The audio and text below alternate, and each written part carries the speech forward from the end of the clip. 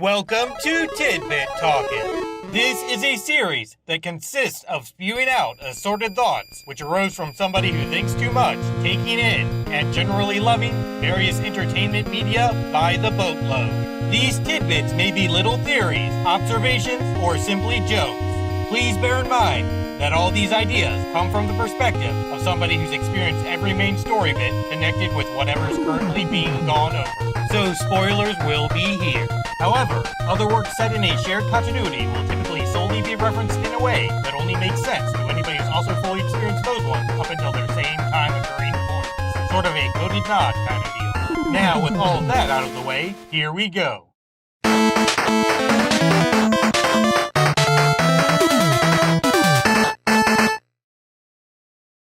Mr. X is Wiley's longest-running false identity. That's why the dude has enough clout and money to sponsor a publicly shown tournament. He was the founder of a popular soda brand. The budget of various parts for vending services that are handled by machines would have enough girth to cover both BattleBot and Fortress manufacturing.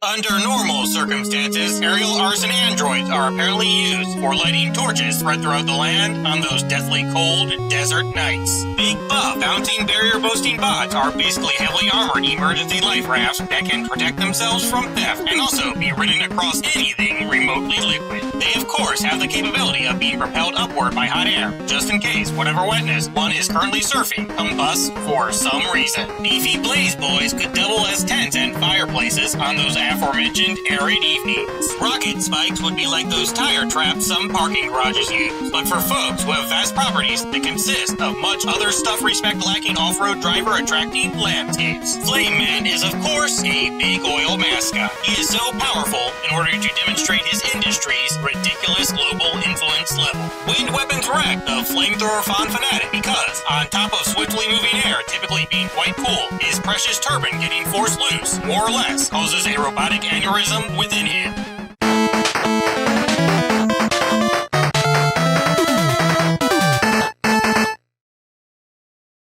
Walrus bots would be for the unfortunately still necessary in rock world task of cleaning up oil spills. The things mimic ball throwing on occasion because they were also manufactured to entertain other workers during breaks. These wall and ceiling traversing dudes would be for blasting away heavy things that are about to shatter solid water at every location.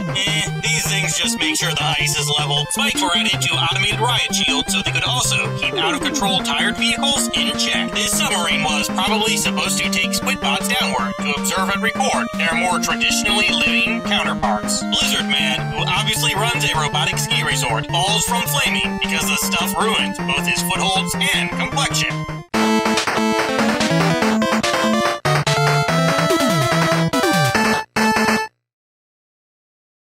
Rhino beetle machines serve the dual purpose of pruning and rescuing animals from trees that are about to fall, among other airborne antics. Grasshopper goons are all about trimming yards and clearing out trails. The Rush Power Adapter was likely made to give Mega Man an edge in that tournament deal since he couldn't access his normal arsenal of stolen super skills. Jumbo jet jumpers might be for getting rid of trash located on popular hiking trails with inconsistent altitude. Those flying camera deals and their purple turret buddies would work nicely as a poacher locating/punishing dynamic duo. This tank dude is a ripoff of Gutsman sold by a discount doodad dealer. These particular plated piranhas probably provide pollutant pulverization of the already tainted water cleansing variety. They were made this fierce looking so people would get scared away and potentially not repeat the same horrific littering related crimes. The flowery disguise wearing platform thingies up here would be for biological photographers who have a nice animal not alerting perch during their escapades. Bitty big bounce bobbing by bashing B buttons briefly or indefinitely would be representative of Mega Man mastering manipulating them in preparation for the day a springy abomination might come into play. Plant Man is manufactured as extra vulnerable to cold because this anti-deforestation mascot represents tropical flora.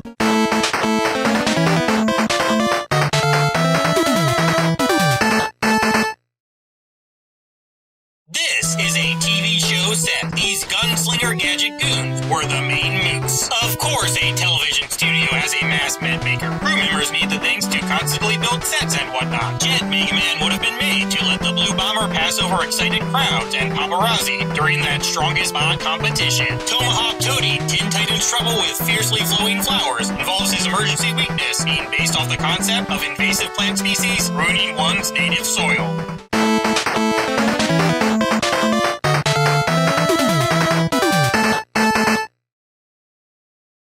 All of this places whimsical, wondrous warriors, such as Titanium Tanukis, alternate universe Samuroids, and amphibian-assisted awesome assailants, served as edutainment workers in some sort of flashy museum. These springing soldiers seem like they'd be good for making those ninja dudes jump out of background places and what have you. Silver Tomahawks topple the plated period protector because their differing spiraling movements mess up his spear-spinning shenanigans. Basically, he's only trained himself for air being rapidly moved through sheer physical force in one specific direction.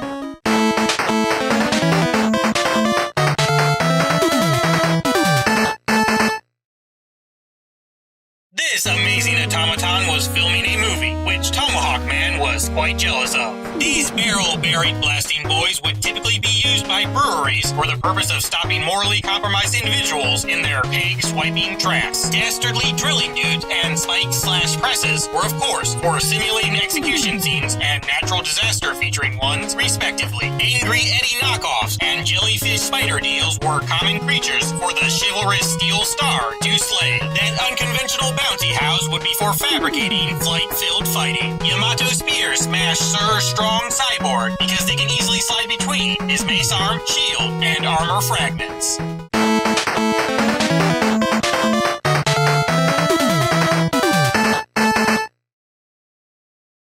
On the less budgety but more commonly considered classy side of electronic executed entertainment hoopla, Centaur Man's whole deal would be acting in a Broadway show sort of thing. Those pelican patrollers aren't dropping bombs that look like fish. They are actually real aquatic animals stuffed with explosives. Normally they wouldn't be equipped with such cruelty-causing crap because these guys were originally made for seeking out and feeding stranded people. The less jumpy fabricated fin flaunters fulfill a normal purpose of catching living aquatic creatures with healthy populations for seafood favoring folks. Hopping hunks made from junk were created to test out how well a new type of hydraulics work while exiting and entering watery places. Cloud-covered contraptions could possibly provide themselves with a teeny bit more exploration options by turning their brief barriers into small puddles and whatnot. Of course, the mythical beast is easily slain by the valiant knight's weapon. Tomahawk, Yamato, Knight, and Centaur stole the latest beat upgrade parts from Light's luggage once he arrived at that suspicious contest. They teleport between the hidden places where those things got stashed and their regular boss rooms with ease.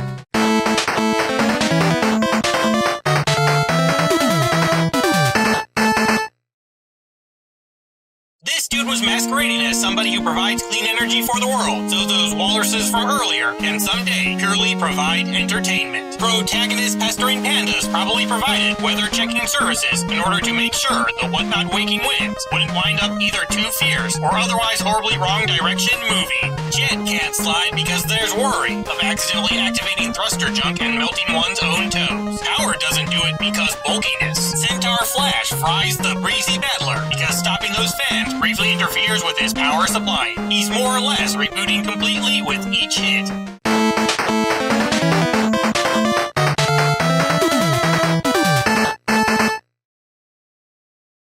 This fortress would, of course, have been X-Colo's main corporate headquarters, hence it easily fitting in a normal city. This out-of-the-way path that can only be traversed after some breaking and entering action is obviously the R&D department where new X-Zero was being developed. The Rounder 2s are weak against like half of Mega Man's weaponry, because why they only ordered enough materials for one, and so they got built all shoddily. Power and Jet aren't available until certain stages are completed, because Light initially designed them for a friendly competition, not war. Thus, there's tinkering to be done after additional data from field fights forces itself into existence. Silver Tomahawk trashes Power Piston. Perhaps this has something to do with this engine that got guns added onto it, facing a conductivity crisis when being belted by the metal. But Conjure Z over here is designed with an inherent weakness to coldness because living construction workers rallied for a law that prevents their metallic counterparts from being capable of endlessly performing outdoor winter work. These teal techno-terrors were of course developed based on data widely procured from those stolen Beat version 2 parts. This brave boy-busting ball-bot's wrecking weapon is the Flame Blast because fireproofing what's essentially a limousine for one's false identity ain't so fiscally responsible.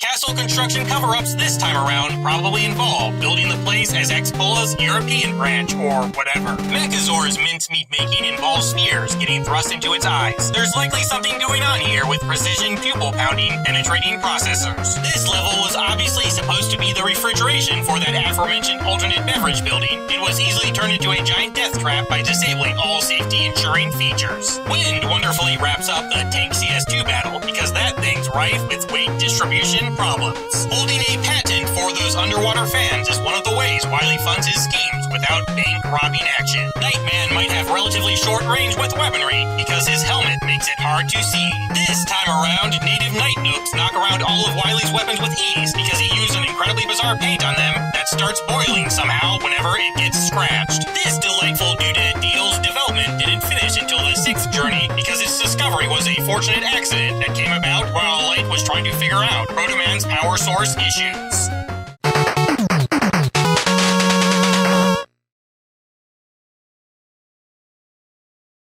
Endings are a pain, but all of you are fantastic. See ya.